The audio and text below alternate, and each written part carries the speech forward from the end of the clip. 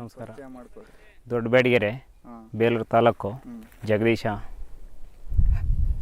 ಇದು dragon fruit ಇದು ಹಾಕೋದಕ್ಕೂ ಮುಂಚೆ ನೀವು ಜಮೀನು ಯಾವ ಥರ ಪ್ರಿಪೇರ್ ಮಾಡ್ಕೊಂಡ್ರಿ? ಏನು ಜಮೀನೆಲ್ಲ ಉಳುಮೆ ಮಾಡ್ಕೊಂಡು ಕಲ್ಲೆಲ್ಲ JCB ಕಿತ್ಕೊಂಬಿಟ್ಟು ಟ್ರಂಚ್ ಹೊಡಿಸಿ ಕಲ್ಲು ತಂದು ಉಣ್ಕೊಂಡು ರೆಡಿ ಮಾಡಿದ್ದು. ಗೊಬ್ಬರ, ದನಿ ಗೊಬ್ಬರ ಎಲ್ಲ ಕೊಟ್ಟು, ಇದು ಬೇವಿನ ಹಿಂಡಿ, ಮೇಗಡಿಕೆ ಇದೇನಕ್ಕೆ ಹಾಕಿದ್ದೀರಾ? ಸೀಟು ಕಳೆ ಬರುತ್ತೆ. ಆಮೇಲೆ ಮಳೆ ಜಾಸ್ತಿ ಆದರೆ ಶೀತ ಜಾಸ್ತಿ ಆಗುತ್ತೆ ಅಂತೇಳಿ, ಮಳೆ ಜಾಸ್ತಿ ಬೇಲೂರು ತಾಲೂಕಲ್ಲ, ಮಳೆ ಜಾಸ್ತಿ ಅಂತೇಳಿ ಹಾಗಾಗಿ ಸೀಟ್ ಹಾಸಿದ್ರೆ ಒಂದು ಸ್ವಲ್ಪ ನೀರು ಕೆಳಗೆ ಬೀಳುತ್ತೆ ಅಂತೇಳಿ, ಶೀತ ಕಡಿಮೆ ಆಗಲಿ ಅಂತೇಳಿ, ಈಟ್ ಜಾಸ್ತಿ ಆಗಲಿ, ಈಟ್ ಜಾಸ್ತಿ ಆದರೆ ಚೆನ್ನಾಗಿ ಇಳುವರಿ ಬರುತ್ತೆ ಅಂತೇಳಿ. ಅದೇ ಉದ್ದೇಶಕ್ಕೆ. ಇದು ಕಂಬ ಎಷ್ಟಡಿ ಕಂಬ? ಕಂಬ 11 ಅಡಿ ಇದೆ ಅಡ್ಡ, ಗುಣಿಂದ ಗುಣಿಗೆ 7 ಅಡಿ ಇದೆ. ಈಗ ಮಣ್ಣಿಂದ ಕೆಳಕ್ಕೆ ಸುಮಾರು ಹೋಗಿತ್ತೆ ಕಂಬ? ಒಂದು 2 ಅಡಿ ಹೋಯ್ತೆ. ದನಿ ಗೊಬ್ಬರ ತುಂಬಿದ್ದೀವಿ, ಒಂದು 2 ಟ್ಯಾಕ್ಟ್ರಿ 3 ಟ್ಯಾಕ್ಟ್ರಿ ದನಿ ಗೊಬ್ಬರ ತುಂಬಿದ್ದೀವಿ, ಬೇವಿನ ಹಿಂಡಿ ಎಲ್ಲ. ಇದು ಟೋಟಲ್ ಎಷ್ಟು ಜಾಗದಲ್ಲಿ ಐತೆ? ಇದು ಒಂದು ಅರ್ಧ ಎಕರೆಯಲ್ಲಿದೆ. ಅರ್ಧ ಎಕರೆ ಒಂದು ಸ್ವಲ್ಪ ಕಡಿಮೆ ಬರ್ಬೋದು, ಅರ್ಧ ಎಕರೆ ಬರ್ಬೋದು. ಎಷ್ಟು ಕಂಬ ಕೂತವೆ? 160 ಕಂಬ ಕೂತಿದೆ. 160. ಎಷ್ಟು ಸಸಿ? 625 ಸಸಿನ ಇದ್ದಾವೆ. ಒಂದು ಕಂಬಕ್ಕೆ 4 ಸಸಿ. ನೀವು ಸಸಿ ತಂದಾಗ ರೇಟ್ ಹೆಂಗಿತ್ತು? ರೇಟು ನಮಗೆ ಒಂದು 60 ರೂಪಾಯಿ ಬಿತ್ತು ಸಸಿಗೆ. ಹೌದಾ?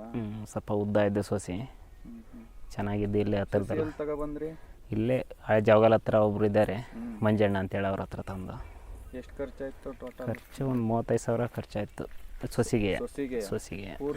ಪೂರ್ತಿ ಹೆಚ್ಚು ಕಡೆ ಒಂದು 2 ಲಕ್ಷ ಹತ್ರ ಬಂದಿದೆ. 2 ಲಕ್ಷ. ಇದಕ್ಕೆ ಟೈರ್ ಹಾಕಿದಿರಲ್ಲ, ಟೈರ್ ಬೆಟ್ರ ಇಲ್ಲ ಒಬ್ಬೊಬ್ರು ಸಿಮೆಂಟಿಂದ? ಅದು ಖರ್ಚು ಜಾಸ್ತಿ. ಇದು ಟೈರ್ ಆದರೆ ಒಂದು ಸ್ವಲ್ಪ ಕಡಿಮೆ ಬರುತ್ತೆ ಖರ್ಚು. ನಾವೇ ವೆಲ್ಡಿಂಗ್ ಮಿಷಿನ್ ತಂದು ಕಬ್ಬಣ ತಂದು ವೆಲ್ಡ್ ಮಾಡ್ಕೊಂಬಿಟ್ಟು ಟೈರ್ ನಾವೇ ಸ್ವಂತ ಎಲ್ಲ ತಂದು ನಾವೇ ಕೆಲಸ ಮಾಡ್ಕೊಂಡು ಖರ್ಚು ಕಡಿಮೆ ಆಯ್ತು ಒಂದು ಸ್ವಲ್ಪ. ಎಲ್ಲ ಜನ ಕೈಲೇ ಮಾಡ್ಸಕ್ಕೆ ಹೋದ್ರೆ ಸಿಕ್ಕಾಬಿಟ್ಟೆ ಖರ್ಚು ಬರುತ್ತೆ.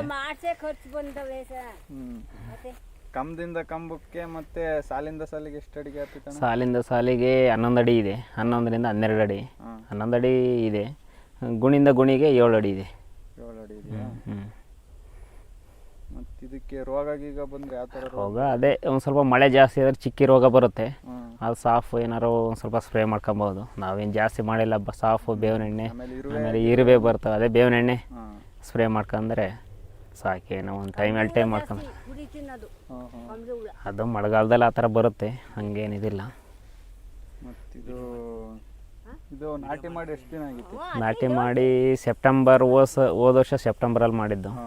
ಒಂದ್ಸಲ ಕೊಯ್ದಿದ್ದು? ಈ ವರ್ಷ ಒಂದು 3 ಟೈಮ್ ಬಂತು ಕೊಯ್ದು.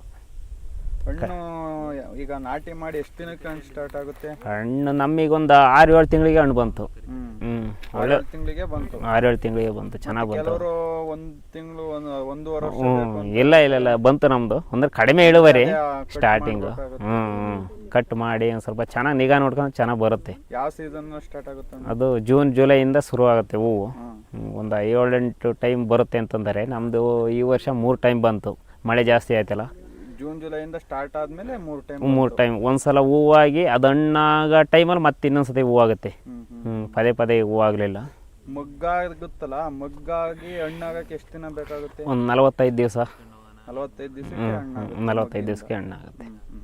ಅಷ್ಟಕ್ಕೆ ಸೈಜ್ ಬಂದು ಹಣ್ಣಾಗುತ್ತೆ. ಅದೇ ಮಗ್ಗುಳ ಒಬ್ಬೊಬ್ರು ಸೈಜ್ ಬರಲಿ ಅಂತ ಕಟ್ ಮಾಡ್ತಾರೆ. ಅಂದರೆ ಈ ಸಲ ಕಡಿಮೆ ಬಿಟ್ಟಿತ್ತಲ್ಲ, ಹಂಗಾಗಿ ನಾವೇನು ಕಟ್ ಮಾಡಕ್ಕೆ ಹೋಗಲಿಲ್ಲ. ಹಂಗಾಗಿ ಚೆನ್ನಾಗಿ ಬಂತು. ಇದು ಯಾವ ವೆರೈಟಿ? ಪಿಂಕ್. ಇಲ್ಲ, ವೈಟ್ ಏನಿಲ್ಲ, ಬರೀ ಪಿಂಕೆ.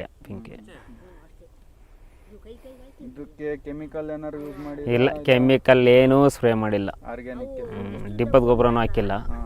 ಬರೀ ದನಿ ಗೊಬ್ಬರ, ಬೇವಿನ ಹಿಂಡಿ, ಆಮೇಲೆ ಕೋಳಿ ಗೊಬ್ಬರ. ಯಾವ ಥರ ಕೊಡ್ತೀರಾ?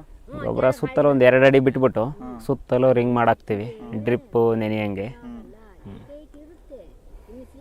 ನೀರು ಎಷ್ಟು ಕೊಡ್ಬೇಕು? ನೀರು ಭಾರಿ ಕಡಿಮೆ. ಈಗ ಮಳೆ ಹೋಗಿದ್ರಿಂದ ಒಂದು 2 ಟೈಮ್ ಅಷ್ಟೇ ಕೊಟ್ಟಿರೋದು. ಭಾರಿ ಕಡಿಮೆ. ಹಂಗೆ ಜಾಸ್ತಿ ನೀರು ಬಿಟ್ಟರು ಶೀತ ಆಗ್ಬಿಡುತ್ತೆ. ಚಿಕ್ಕಿ ರೋಗ ಬಂದ್ಬಿಡುತ್ತೆ. ಕೆಲವು ಟೈಮಲ್ಲಿ ಏನಿಲ್ಲ. ದನಿಂದು ಅಕ್ಕಿ ಕಾಟ ಇಲ್ಲ, ಏನು ಮುಟ್ಟಿಲ್ಲ. ಇಲ್ಲೆಲ್ಲ ನವಿಲು ಸಿಕ್ಕಾಪಟ್ಟೆ ಇದ್ದಾವೆ, ಹಂಗಾರೆ ನವಿಲು ಏನು ಮುಟ್ಟಿಲ್ಲ. ಮತ್ತೆ ಇದು ಮಾರ್ಕೆಟಿಂಗ್ ಎಲ್ಲ ಯಾವ ಥರ? ಮಾರ್ಕೆಟ್ ಇನ್ನೂ ಹಣ್ಣು ಜಾಸ್ತಿ ಬಿಟ್ಟಿಲ್ವಲ್ಲ, ಇಲ್ಲೆಲ್ಲ ಕಂಪ್ನಿಗಳಿದೆ ಸುಮಾರು, ಬೇಲೂರು ಕಡೆ ಅಲ್ಲವ. ಕೇಳ್ಬೋದು, ಅಂಗಡಿಗಳು ಸಿಕ್ಕಾಪಟ್ಟೆ. ತಗೋ ಹೋಗ್ತಾರಾ ನೀವು? ಇಲ್ಲ, ಕೇಳಿದ್ದೀವಿ ತಾಂಬರ್ರಿ ಅಂತ ಹೇಳಿದ್ದಾರೆ. ರೇಟ್ ರೇಟ್ ಇನ್ನೇನು ಬಜಾರ್ದಲ್ಲಿ ಏನು ರೇಟ್ ಆಗುತ್ತೆ ಕೇಳ್ಬಿಟ್ಟು ಇದು ಮಾಡ್ಬೋದು. ನೋಡೋಣ, ಇನ್ನೂ ಹಣ್ಣು ಬರಲಿ, ನೋಡೋಣ, ವಿಚಾರಿಸ್ಬೋದು. ಮಿನಿಮಮ್ ಒಂದು ರೇಟ್, ಒಂದು ಕೆಜಿಗೆ ಎಷ್ಟಿದೆ ರೇಟು? ರೇಟು ಈಗ 200-250 ರೂಪಾಯಿ ಇದೆ. 200 ಒಂದು ಕೆ ಜಿಗೆ. ಒಂದು ಹಣ್ಣು ಎಷ್ಟು ಗ್ರಾಮ್ ಬರ್ಬೋದು? ಒಂದು ಹಣ್ಣು ನಮ್ಮದು ಹೆಚ್ಚು ಕಡಿಮೆ 800-900 ಗ್ರಾಮ್ ಬಂತು ಈ ವರ್ಷ. ಈಗ ಡ್ರ್ಯಾಗನ್ ಫ್ರೂಟ್ ಬೆಳಿಬೇಕಾರೆ ಆಗ ಅಂತ ಸವಾಲುಗಳು ಏನೇನು? ಸವಾಲುಗಳು ಖರ್ಚು ಎದುರಿಸ್ಬೇಕು. ಖರ್ಚು ಒಂದೇ ಸಲ ಸಿಕ್ಕಾಪಟ್ಟೆ ಬಂಡವಾಳ ಹಾಕ್ಬೇಕಾಗುತ್ತೆ. ಹಾಕಿದ್ಮೇಲೆ 2 ವರ್ಷದ ತನಕ ಕಾಯ್ಬೇಕು. ಫಸ್ಟ್ನೇ ವರ್ಷ ಸಿಗಲ್ಲ, ಕಾಯಬೇಕು. ಇವೆಲ್ಲ ಮೆಟೀರಿಯಲ್ ಎಲ್ಲ ಹೊಂದ್ಸ್ಕೊಬೇಕು. ಲೇಬರ್ ಕೆಲಸ ಭಾರಿ, ಲೇಬರ್ ಸಿಗೋದು ಕಷ್ಟ. ಅವೆಲ್ಲ ಮನೆಯವರು ಮಾಡ್ಕೊಬೇಕು. ಮತ್ತೆ ನಿಮಗೆ ಹೆಂಗೆ ಇದು ಪರವಾಗಿಲ್ಲ ಅನ್ಸುತ್ತೆ? ಅಂದರೆ ಕೆಲಸ ಮಾಡಬೇಕು, ಕೆಲಸ ಮಾಡಿದ್ರೆ ಪರವಾಗಿಲ್ಲ, ಏನು ತೊಂದರೆ ಏನಿಲ್ಲ. ಬೇರೆ ಬೆಳೆಗೆ ಹೋಲ್ಸ್ಕೊಂಡ್ರೆ ಏನು ಸಿಕ್ಕಾಪಟ್ಟೆ ಔಷಧಿ ಹೊಡಿಯೋಂಗಿಲ್ಲ, ನೀರು ಹೆಚ್ಚಿಗೆ ಬೇಕಾಗಂಗಿಲ್ಲ.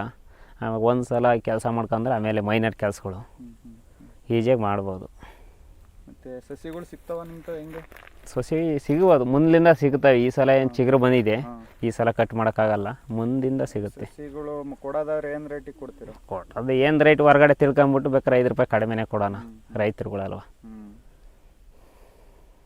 ಮತ್ತು ನಮ್ಮ ರೈತರಿಗೆ ಮತ್ತು ಯುವಕರಿಗೆ ಈ ಬೆಳಿಬೇಕು ಅನ್ಕೊಂಡಿರ್ತಾರಲ್ಲ, ಅವ್ರಿಗೆ ಏನಾದ್ರು ಮಾರ್ಗದರ್ಶನ ಕೊಡೋದಾದ್ರೆ? ಮಾರ್ಗದರ್ಶನ ಅಂತಂದರೆ ಚೆನ್ನಾಗಿ ಬೆಳಿಬೇಕು. ಚೆನ್ನಾಗಿ ಬೆಳೆದ್ರೆ ಎಲ್ಲದೂ ಲಾಭ ಇರುತ್ತೆ. ಯಾವ್ದು ಬೆಳೆದ್ರೆ ಏನು ಲಾಭ ಇಲ್ಲ ಅಂತಂಗಿಲ್ಲ, ಕಷ್ಟಪಡ್ಬೇಕಷ್ಟೇ. ಲೇಬರ್ಸ್ ಅಂತ ಹಚ್ಕೊಂಡ್ರೆ ಆಗಲ್ಲ, ಸುಖ ಇರುತ್ತೆ. ಅದ್ರ ಒಟ್ಟಿ ಕಡಿಮೆ ಮಾಡ್ಕೊಬೇಕು, ಹೆಚ್ಚಿಗೆ ಮಾಡ್ಕೊಳಕ್ಕದು. ಕಡಿಮೆ ಮಾಡ್ಕೊಂಡ್ರೆ ನಿವಾರಣೆ ಭಾರಿ ಚೆನ್ನಾಗಿ ಮಾಡ್ಬೋದು. ಜಾಸ್ತಿ ಮಾಡ್ಕೊಂತು ಅಂದ್ರೆ ಖರ್ಚು ಜಾಸ್ತಿ. ಈಗ ಇದು ಕಳೆಗೆಲ್ಲ ಯಾವ ಥರ ಮಾಡ್ತೀರಿ? ಕಳೆನಾಶಕ ಹೊಡಿತೀರಾ? ಇಲ್ಲ, ಕಳೆನಾಶಕ ಹೋದ ವರ್ಷ ಹೊಡೆದು, ಈ ವರ್ಷ ಏನು ಹೊಡೆದಿಲ್ಲ. ಕೀಳ್ತಾ ಇದ್ದೀವಿ, ಜೀರಿ ಹಾಸಿದ್ದೀವಿ, ಹಂಗಾಗಿ ಕಳೆ ಕಡಿಮೆ ಆಯ್ತು. ನಿವಾರಣೆಗೋಸ್ಕರನೇ ಜೀರಿ ಹಾಕಿ? ಜೀರಿ ಹಾಕಿದ್ವಿ. ಆಮೇಲೆ ಮಳೆದು ಸ್ವಲ್ಪ ಹಾವೇಟ್ ಕಡಿಮೆ ಆಗುತ್ತೆ, ಹಂಗಾಗಿ. ಸರಿ, ಹಂಗೆ. ನೋಡಿ, ಇಲ್ಲಿ ಕೋಳಿ ಗೊಬ್ಬರ ಹಾಕಿದ್ದೆ, ಭಾರಿ ವೀಕ್ ಆಯ್ತು ಇದು ಗಿಡ. ಹಸ್ಪರಂಗಿ ಗಿಡ ಭಾರಿ ವೀಕ್ ಆಯಿತು. ಇನ್ನೇನು ಗಿಡ ಸತ್ತೋಗುತ್ತೇನೆ. ಕೋಳಿ ಗೊಬ್ಬರ ಹಾಕಿದ್ಮೇಲೆ ಭಾರಿ ಚೆನ್ನಾಗಿತ್ತು. ನೋಡಿ, ಇದೊಂದು ಸ್ವಲ್ಪ ವೀಕ್ ಆಯ್ತು, ಹತ್ರ ಇದೆಯಲ್ಲ, ಹಂಗಾಗಿ. ಬೇರೆ ಕಡೆ ಎಲ್ಲ ಭಾರಿ ಚೆನ್ನಾಗಿದೆ. ಕೋಳಿ ಗೊಬ್ಬರ ಭಾರಿ ಒಳ್ಳೆಯದು. ಈಗ ಅದಕ್ಕೆ ಅಲ್ಲಿ ಕೋಳಿ ಗೊಬ್ಬರ ತರ್ಸಿ ಹಾಕೊಂಡಿದ್ದೀವಿ. ಒಂದು ಟೈಮ್ ಹಾಕಿದ್ದೀವಿ, ಹಾಕ್ಬೇಕು ಅಂತಿದ್ದೀವಿ.